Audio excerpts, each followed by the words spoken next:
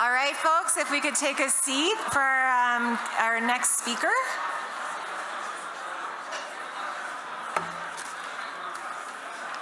And while you're getting settled, we have another poll EV question for you.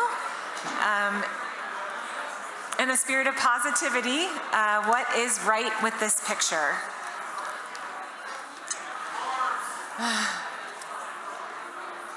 And so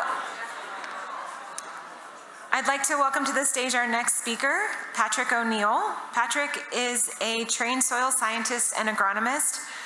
He advocates for soil health education and practice implementation as a consultant to farmers and ranchers and through volunteer efforts with the conservation districts in his watershed. Currently, Patrick O'Neill serves as a supervisor for the Moscow Hooper Conservation District in Alamosa County within the San Luis Valley of Colorado. Please help me welcome Patrick to the stage.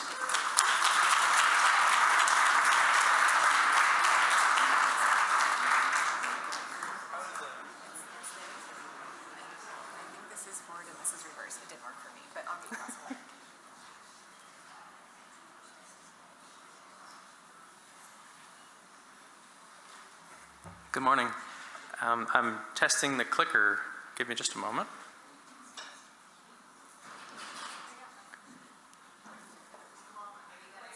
Cool. Thanks.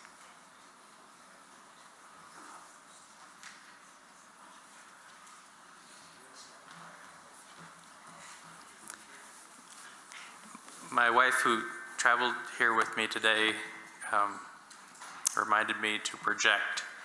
I will attempt that. If you cannot hear me at some point, please let me know that.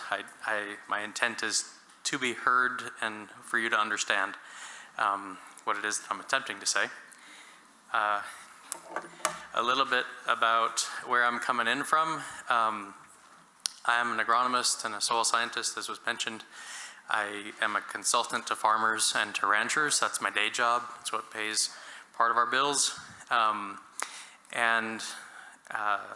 My focus is on soil health. So years ago, and to this day, I was passionate and on fire about soil health and thought it was the greatest thing, and I still do. And so started a company called Soil Health Services, which is how I do my consulting work. And all the while in my community, there were opportunities for engaging people to talk in conversation about soil health. And some people refer to me as a one-trick pony. Most of my conversations revolve around soil and food that's grown in soil and the water that it takes to grow that food. And thankfully, my wife is a soil scientist, so that works out pretty well for us. But for our people in our circles, perhaps we're just a little bit too much of soil nerds. But I'm glad to see you here today. And as you can tell, as I clench this podium, I'm nervous in front of you, so please bear with me. But we'll try to go through this. So my wife and I live in the San Luis Valley in south central Colorado. Lovely, lovely place. It's definitely home. It's where our hearts are happiest. Neither of us grew up there, but we're very glad to be there now. And I work with farmers and ranchers in that region, and also with farmers and ranchers in other parts of Colorado. Spend a lot of my time on the western slope in the Uncompahgre Valley as well. But the project that I'm going to be talking to you about today is a project that started in our San Luis Valley with a bunch of farmers and ranchers who, curious cats themselves, very inquisitive and very passionate in their own rights about their livestock and about their crops and about their soils, and wondering, can they grow healthy soils? What may it take in order to make that happen? So we're talking today about this thing called a static pile fungal-rich vermicompost, which is a terrible mouthful, but it was intentionally descriptive. And the project that I'll be telling you about is a collaboration with our conservation district in Alamosa County, which is named Mosque Hooper Conservation District, and a company that developed out of this project, a private contractor who took on the charge of making this material that we didn't have access to, that we didn't know whether it could exist in quality form or not, and that's called Fungal-Link. And Soil Carbon Coalition. So for those of you who are friends or familiar with Peter Donovan's work over many years of helping people understand the water cycle and understand carbon in their soils, Peter's a dear friend of many of us at our conservation district, and he's been incredibly helpful to us in helping us navigate how do we ask these questions in meaningful ways so that our community can benefit from what we're learning. Myself, Soil Health Services, wearing the hat of volunteer mostly in this project. And we also gathered up a crew of farmers and ranchers who put money in a pot to make this all happen from the get-go. And as that happened, we caught the attention of people from CSU Extension saying, "Ooh, cool, wonder what they're doing down in the San Luis Valley." And further involvement of ranchers who were saying, "Wow, this is really interesting." So we'll progress through, or attempt to.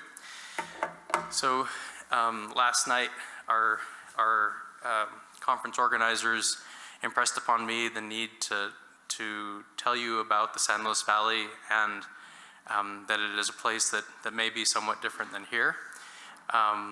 It's an arid environment.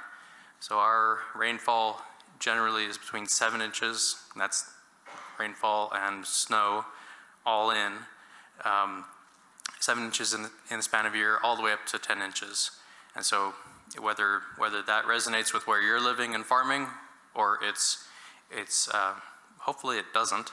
Hopefully it's a really this will feel like an alien place to you in the sense that it's more arid than you know. Hopefully that's the case, because living in an arid environment like that, and a frigid environment when it's cold most of the time, makes for really challenging environmental conditions to grow the plants that allow carbon to cycle into the soil and microbes to live and thrive in those soils and cycle nutrients and the whole bit. But you can see in that map display, we're at the headwaters of the Rio Grande River that then flows all the way down to the now border of the United States and Mexico, and then into the Gulf. So that's where we're situated. Great Sand Dunes National Park is a gorgeous place that is right at the base of our mountains and within view. But it's a constant reminder of the erosion and the risk of losing the health of our soil. In 2010, when a person who would become a dear friend of mine, the NRCS's Mike Collins, came to the San Luis Valley after having lived and worked in North Dakota with all the very thoughtful and visionary soil health farmers and ranchers up there, came into the San Luis Valley, and he quizzed us mercilessly about why on earth we accept this degraded resource. And he was right to. And it made a lot of us who were agricultural professionals, were farmers and ranchers who thought we were pretty good at what we did, pause and really ask ourselves, are we doing all that we can to be good with our land and the water that we're using and the people who are living there, and everything else is living there. And so the Great Sand Dunes, lovely as they are, at our conservation district, professionally, personally, I'd like to see them the size they are and not grow anymore. And so that's a lot of what inspires this work and the work of these farmers and ranchers who we'll be talking about. And because we had a group of 14 farmers and ranchers from the San Luis Valley and one from Olathe, who, when our conservation district said, we got an idea, we don't have any money, but we got an idea. We'd like to put together this compost project because we think it may be of interest. Thankfully, they had, these 14 had enough belief in us and belief in themselves that they pulled money out of their own operations, so generally $5,000 a piece, and put it in a pot and said, okay, here's a pile of money. Let's go find the person who's crazy enough to make this compost pile for us. And that seed money that the farmers and ranchers themselves put in was an inspiration for other funds that would come that would allow for us to do lab testing and other crazy analyses to see what can we tell from all this compost going out into the world. So we're very grateful to all these funders listed here for their efforts at joining on to what we began.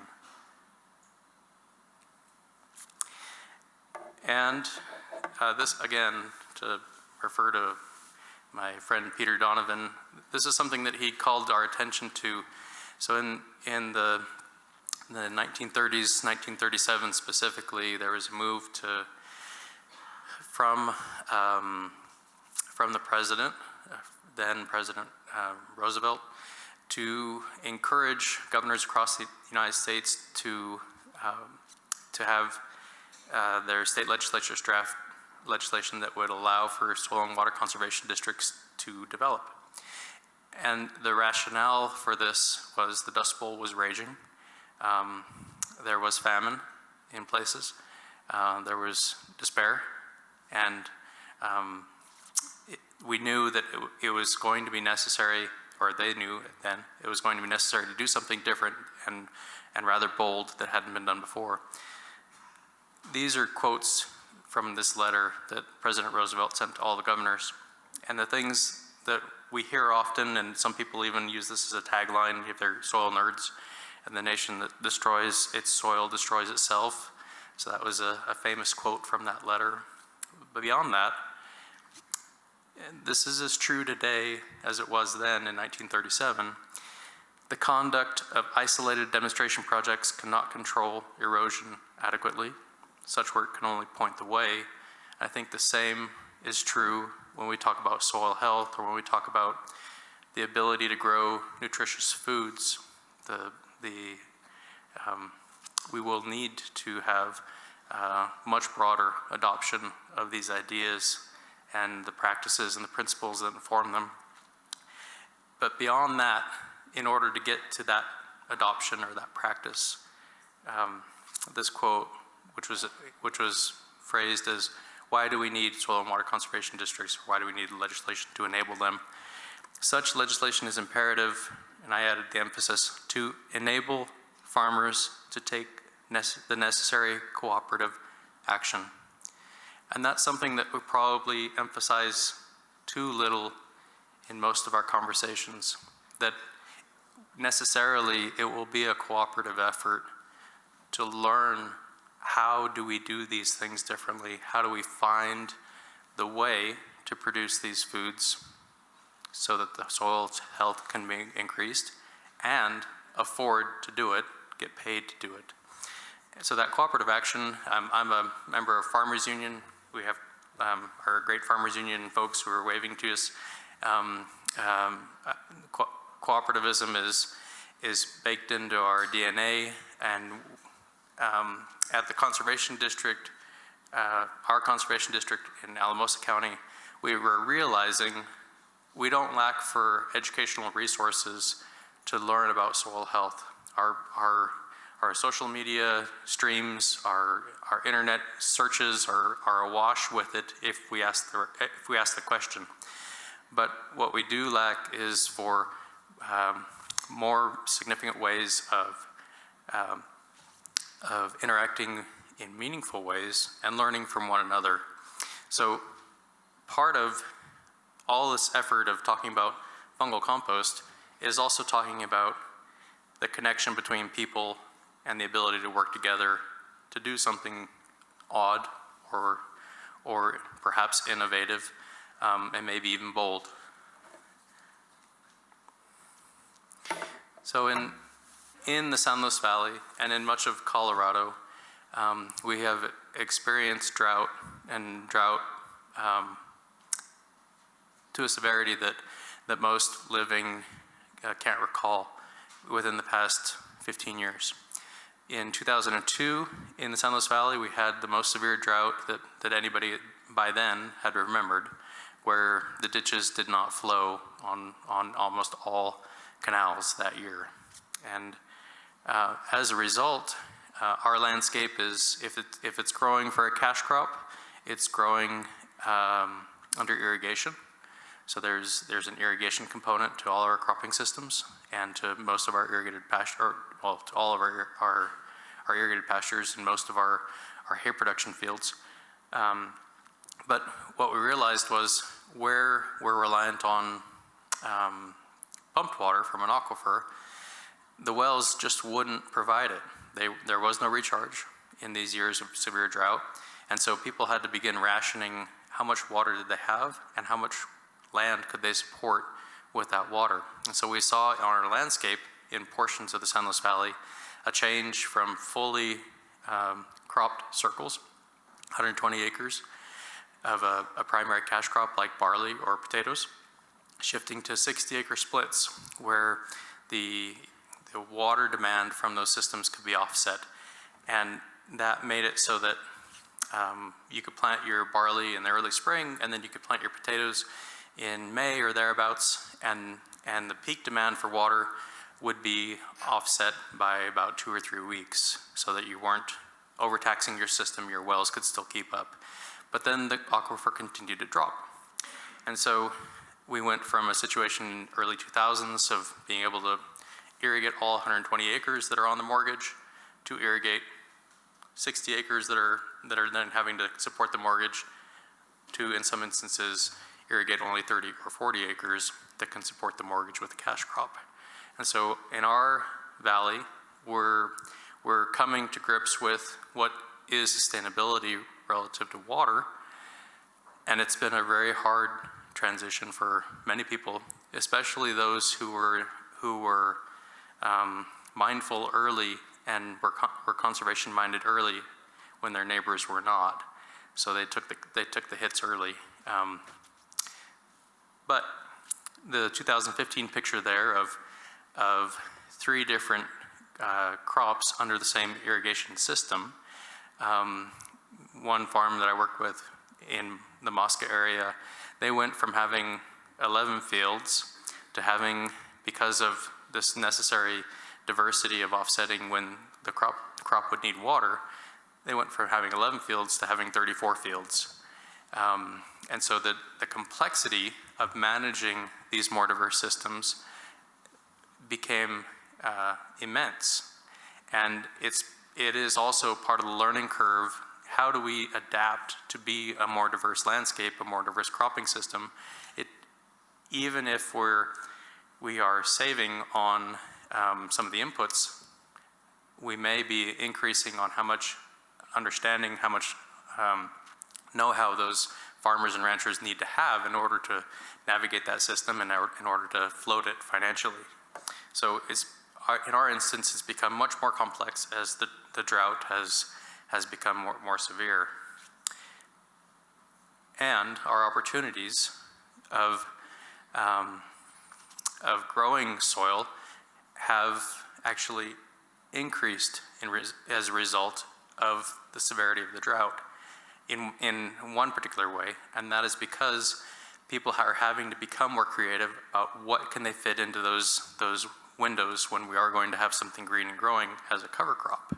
And so the opportunity to put cover crops in and put more diversity in between cash crops and to integrate livestock back into these cropping systems has come to light. My clicker seems to have gone to sleep.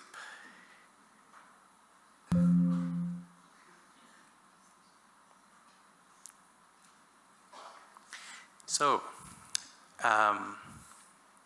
some background. In the early 2000s, Dr. Elaine Ingham was going across the country and around the world talking to people about the soil food web. So in Dr. Provenza's talk, he had a slide of a depiction of a soil food web diagram. At this early date of the 2000s, Dr. Ingham was going and beating the drum loud about what it would take in order to get healthy soil again, even if it wasn't framed in the jargon of soil health in the year 2000. And a lot of what she was telling us about was this successional progression in undisturbed landscapes compared to disturbed landscapes, where in heavily disturbed landscapes, the amount of bacteria that grow in those soils tends to be much, much greater than the amount of fungi that could ever develop. And the amount of fungi that can develop in an undisturbed environment can be much, much greater than where disturbance occurs. And so there's this slide that Dr. David Johnson was kind enough to lend me for use to show this progression of fungal to bacterial ratios in the soil and how they correlate with the productivity of different biotypes across the globe. And so you can see less disturbance, more fungi, more productivity seems to be a trend that's shown. And so these were sort of the things that framed the conversation of what does it take to have a healthy soil, and these early sort of inspirational folks were saying, this is what you need. And this is what we had. So from the year 2007, when I took my first trainings with Dr. Ingham in Oregon, through to 2015, I hunted and hunted this lovely country for the commercially available source of fungal-rich compost, which is what we were told we would need in order to make our shift in our agricultural systems to more productivity, less reliant on these many outside inputs. So I looked and looked and looked and looked, and what I found was there were a lot of people who liked the idea of fungal compost, and almost none who had there were none that I met who had a commercially available fungal-dominated compost.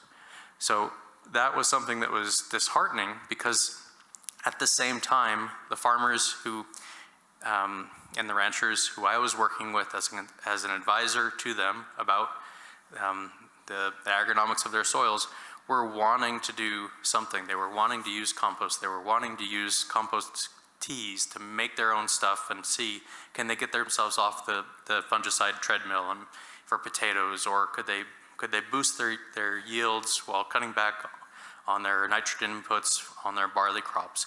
And so we had a lot of energy from 2007 to about 2012 around that, and we had all manner of farms and ranchers that bought compost tea brewers, like these ginormous things that would make 10,000 gallons at a time, and they'd put them out through their pivots, and time again we'd see those systems fail.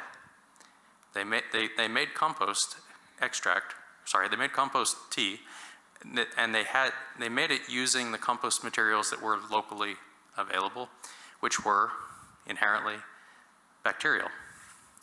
And we never could find, again, where do we find this fungal compost? So it was quite the quest, and we never did find the needle in that haystack. And we lost a lot of interest amongst those early adopter farmers. They said, hell no, I'm not doing that again. I lost my butt. That field died 3 weeks early, and my potatoes were this size, and I can't sell potatoes that size. So we've got to do something else. And that was unfortunate and hard to experience, because there were many thousands of acres in our region that were going through that. And this is all while we're trying to figure out what to do with limited water resources and more limited water resources. A dear friend of mine who's no longer living, was a colleague and coworker of mine. He started this project looking at if you took a compost, and this is the compost that was commercially available in our region, which is a turned windrow type compost, and applied that to an agricultural field, in our instance, potatoes, or fields in rotation with potatoes on a 2-year rotation. So 1 year potatoes, next year cover crop, or next year grain, next year potatoes, and you incorporated what in our instance would be a large dose of compost. And for context, the compost in our region that is commercially available during this era, 2015 to 2018, was a material that the composters themselves had to go out and purchase manure, go out and purchase straw, and purchase wood chips, purchase whatever the inputs they were going to assemble together. Because we're so far from any large animal operations that have confined animals, because we're so far from most carbon sources as well, unless the ones we grow, all the compost that was made with purchased products that would then be transformed from raw materials into a material that's called compost and then sold at some higher level to make it profitable.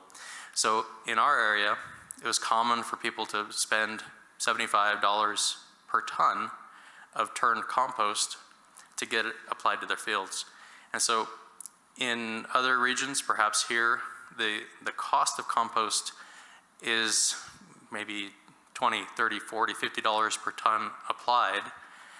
When we got to $75 a ton, people were very mindful of what the total cost per acre was going to be of that input. And so it was common for people to use 2 or 3 tons per acre.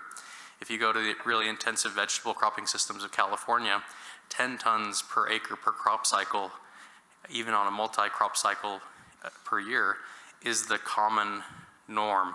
And so we're looking at what can we do with $150 or $225 per acre per compost application, and trying to figure out how do we make use of this stuff called compost. In this instance, 2015 to 2018, my friend undertook this large survey of commercial farms that were using this turned compost material, highly bacterial, and what they found was, even with the best intentions, the best cover cropping regimes in between the cash crops, and using this bacterial compost before the cash crops as well, on an annual basis for 3 years, they couldn't tell the difference. And so that annual investment of $150 or $225 wasn't coming back. And again, this was disheartening because we had heard that there was so much potential, there was so much benefit that could be gained from the compost, or from compost. Maybe we were just in a different ballpark. Maybe we had to be at 10 tons per acre, but we could never get there financially with the crops that we can grow. And so we were stuck.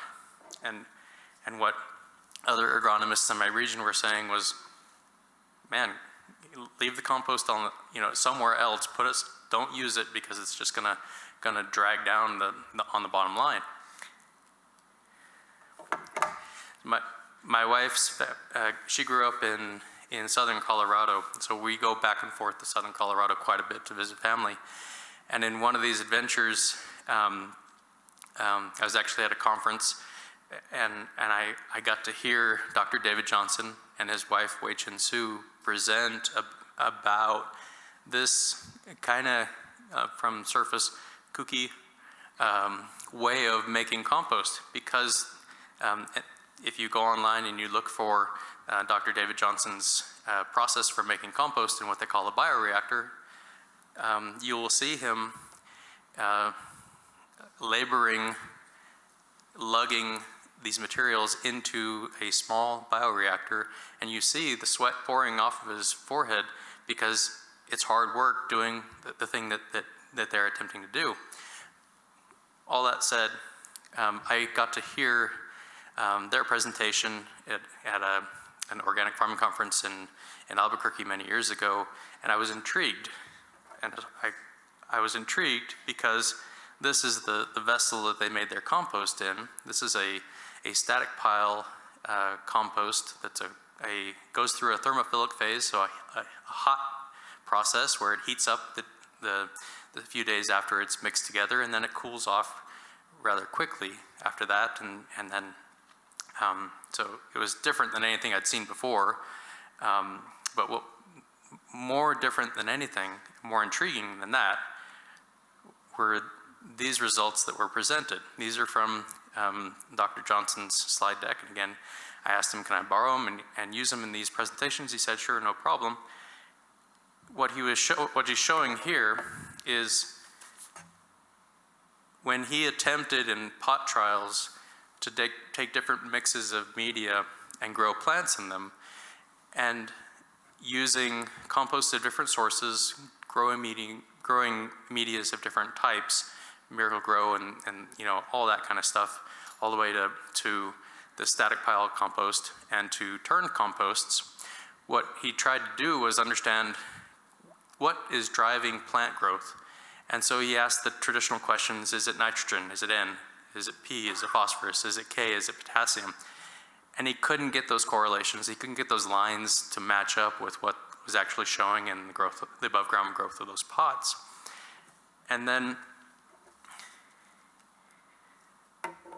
he took a page from Dr. Elaine Ingham's playbook of saying, is it the fungal to bacterial ratios in these growth medias, in these pots, that's influencing the productivity? And what he described from his research was, sure enough, there's a really strong correlation between these two, where the fungal bacterial ratio, when it comes in line, it's predictive of what the growth in that pot may be. And to me, a correlation coefficient of 0.88 is almost unheard of in production agriculture. You know, it's incredibly rare that something lines up that well. And so I said, you know, my initial reaction was BS. No way, too good to be true, and I don't believe this at all. That's the skeptic in me that comes out a lot. But further discussion in this same presentation showed these slides, and you'll see, you know, there's some folks in the back who have a microscope set up to be able to show what critters swimming around in a dish may look like. So this is a representation of the amount of compost that from this process that he took and applied to a field. And he was talking about using 400 pounds of this finished compost per acre. And again, absurd.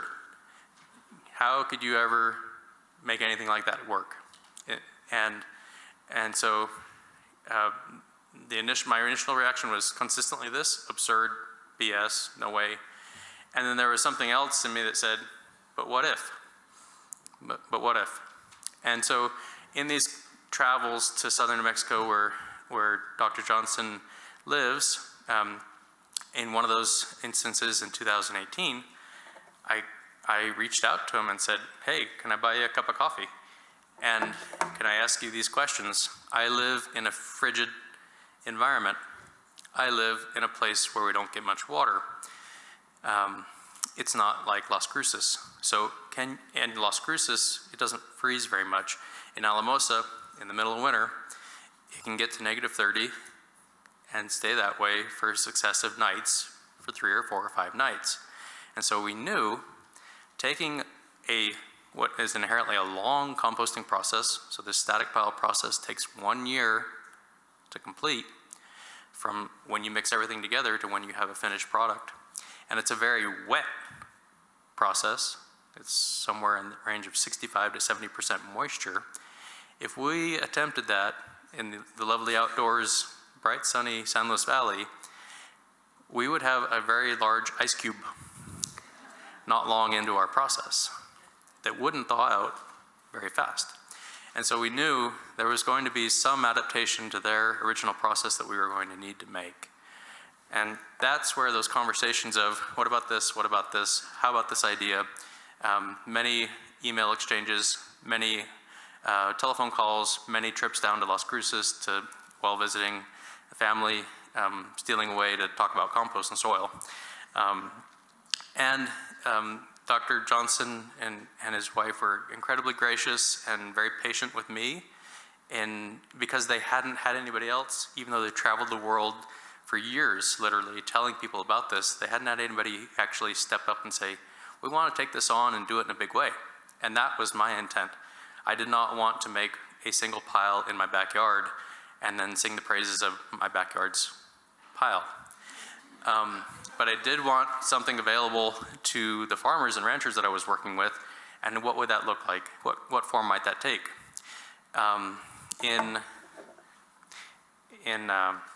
2018, I got a frantic call from a CSU extensionist who was putting on a conference, and he said, Patrick, I need a speaker. My person dropped out who was going to talk about soil chemistry. Who can you line me up with who can talk soil chemistry? And I asked him, does it have to be soil chemistry? And he said, I don't care. And I said, great. And so I reached out to Dr. Johnson. He got a hold of CSU Extension or vice versa. They worked it out. And lo and behold, Dr. Johnson's in front of a crowd kind of like this of potato and grain and alfalfa and beef and sheep producers in the San Luis Valley, talking to them saying, here's what I did back in my backyard. And we had people from the commercial composting world stand up and say, you put on 400 pounds of wet material per acre, how'd you do that? And he said, I did it by hand. And he said, exactly, and sat back down. So we had some inherent challenges to what do we do with this idea, even if it may work. How do we actually do it? Can it scale? Is it really possible? And will it function in our San Luis Valley environment? So in the spring of 2018, after this big crowd had heard Dr. Johnson talk about, here's what I did in my backyard, and here's what I did on my experimental station in Las Cruces at New Mexico State University. Myself and a few others went out into the community and said, you know what, let's ask around and see, is there interest? How much interest is there? And that's where we began doing that campaign to get people excited about the prospect of trying something. And what we heard again, time and again, was, yes, we'll put some money in this because maybe it'll work. But also, you really need to find the right partner to do this, because if everybody goes home and tries to do this in their shop, we're going to have 10 failures, 2 halfway successes, and maybe 2 that work, and we're not going to learn anything from it. And so quickly it became, who's the commercial composter who's willing to take this on? And that was a real hunt. But we heard time and again that there's one guy in the region who people would trust their lives with. And so we asked him, can you put in a bid? Sure enough, he did. And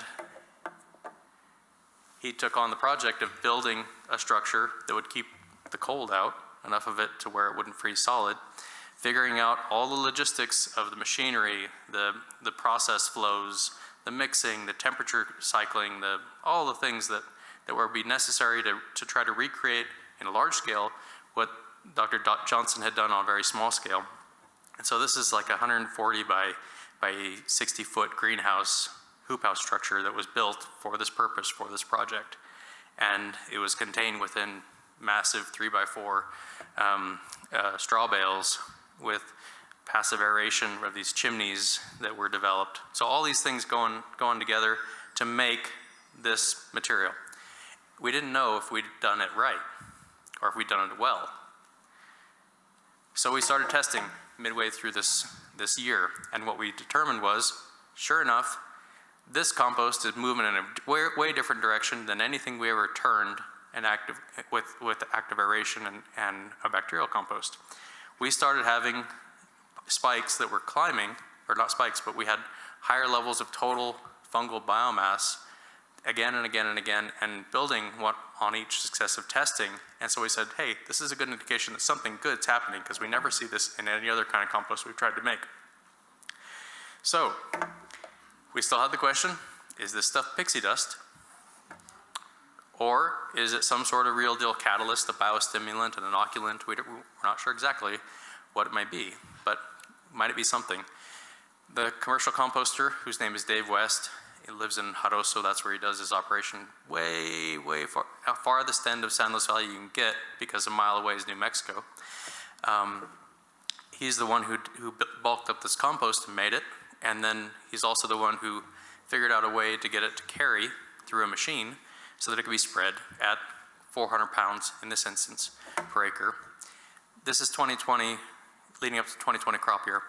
Leading up to 2021 crop year, we had a lot of people excited about what they learned in 2020 and said, hey, how about we run this stuff in some water, make an extract out of it, and put the extract out on the field and see what that does.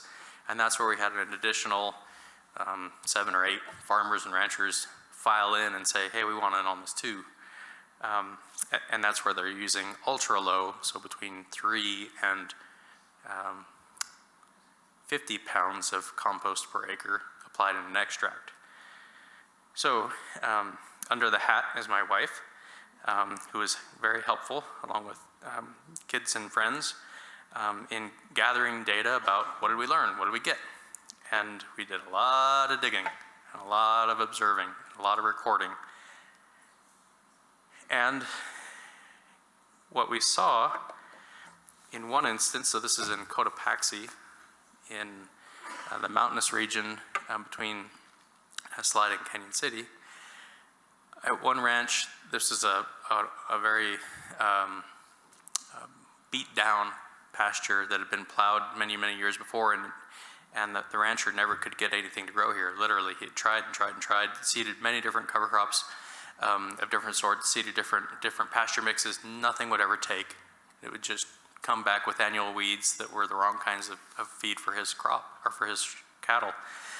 And after several false starts because of drought, he did a big dose of compost extract in these little patches, so like 3 feet by 3, or no, 9 feet by 9 feet patches, and they were dotted all around this paddock. And what he saw was there was cheatgrass everywhere, except where the compost extract was. And there was warm season grasses that he had seeded that actually took and grew and thrived where the compost extract had gone. So this was amazing. And gathered around is Annie Overland, who had organized a Western Sarah group to come and listen to Nicole Masters, another soil health person, come and talk about soil health on range and livestock integration. And I got a call from the rancher saying, hey, you really should come and check this out. I don't think anything really happened. And I said, well, I'm sorry to hear that. And I'll come, be happy to be there anyway, and we can just talk. And so I get out there, and there's these little green dots everywhere. And the sucker, he'd set me up for a big surprise. And so I called the guy that made the compost, that supplied the compost that they made the extract out of, Dave West, and I said, Dave, this is a 2-day conference, you should come tomorrow, and you should see what happened, because I didn't expect it, and who knows. So this was very surprising. Again, my dear friend Peter Donovan, who's a deep thinker and very talented in many ways, including in doing stuff like this. So it's not just about what we know, but it's about who we know it with. And that shared understanding of what's going on, and when you take your shovel to the field and you've got somebody else to talk about what you're seeing, or when they take their shovel to the field and you can compare notes, that's really powerful, or potentially could be. And part of that effort that our conservation district helped to support was figuring out, now that we're going out and gathering all this data, what do we do with it? How do we make sense out of it? Where do we house it? Who has access to it? Who can see it? And so Soil Carbon Coalition built, effectively, a data sharing platform that's those who are contributing the data can invite those who they want to invite in so that they can compare notes in a way. You'll see these pinpoints here on the map. This is where this compost or these compost extract applications have been made in that 2020 to 2021 frame. I say that that's where they've been monitored intensively. And these were paired comparisons. So we were looking at taking 15 acres up to 30 acres of irrigated field and comparing that side by side to the same number of acres treated versus not treated for bulk compost application, or in the instance of the compost extract, strip trials through fields, or like these patchwork replicated plot trials in the instance of that Cotopaxi ranch. So we had these things going on in lots of different places over these years. And this is a whole lot of data in one slide. The thing that is striking, this is not this could not be published in a journal, but these are observational trials that we had at, an instance of here's one farm that did this like onions, or here's 10 farms that did this like for potatoes, something like that, where it's totally unbalanced, but this is what we got. And it's curious because more times than not, most times, we had positive success on yield and on a number of the attributes that we didn't really expect, or we didn't know on these Haney tests, or on the Ward standard chemical suite, or on the Earth Fort suite. What's pushing what's going to give us the response or the result? It was a big fishing expedition that we were on. And so these are the things that settled out over time that surfaced as especially interesting to keep tabs on. And more data. And then some wild and wacky graphs. You can see we're intensely curious about crop per drop. How much can we get out of what we're putting in? And you can learn more about this from me, from our conservation district, from the people who make that compost and make it available to those out in the world. I'm not financially connected to any of that, but I'm happy to talk about it. So, thank you all.